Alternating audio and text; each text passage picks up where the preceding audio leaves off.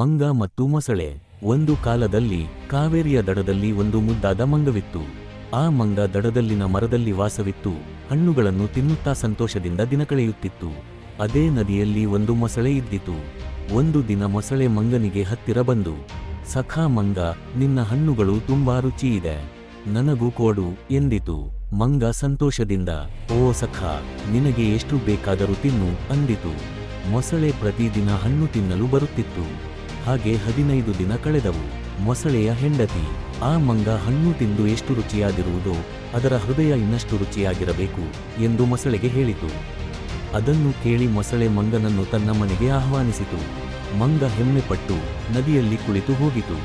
ನದಿಯ ಮಧ್ಯದಲ್ಲಿ ಮೊಸಳೆ ತನ್ನ ಉದ್ದೇಶವನ್ನು ಹೇಳಿತು. ಆದರೆ ಮಂಗ ಚಟಾಕಿ ಬುದ್ಧಿ ತೋರಿತು. ಅಯ್ಯಯ್ಯೋ ಸಖಾ, ನಾನು ನನ್ನ ಹೃದಯವನ್ನು ಮರದಲ್ಲಿ ಬಿಟ್ಟು ಬಂದೆ. ನಿನ್ನೆ ಬೆಳಿಗ್ಗೆ ಇಳಿಸಿ ಹಾಕಿದ್ದೆ. ಬನ್ನಿ ಹಿಂದಿರುಗೋಣ, ನಾನು ಅದನ್ನು ತಂದುಕೊಡುತ್ತೇನೆ ಎಂದಿತು. ಮೂಢ ಮೊಸಳೆ ಅದನ್ನು ನಂಬಿ ಮಂಗನನ್ನು ಮತ್ತೆ ದಡದ ಕಡೆ ತಂದು ಬಿಟ್ಟಿತು. ಮಂಗ ಮರದ ಮೇಲೆ ಹಾರಿ ಹೋದ ಮೇಲೆ, ನಿನ್ನ ಹೃದಯವನ್ನು, ಅಯ್ಯಯ್ಯೋ ಬುದ್ಧಿವಿಹೀನ, ಹೃದಯವಿಲ್ಲದೆ ಜೀವಂತ ಇರುವುದು ಸಾಧ್ಯವೇ ಎಂದು ಹೇಳಿತು. ಮೊಸಳೆ ಮುಖ ಕಟ್ಟಿ ಮನೆಗೆ ಹಿಂತಿರುಗಿತು.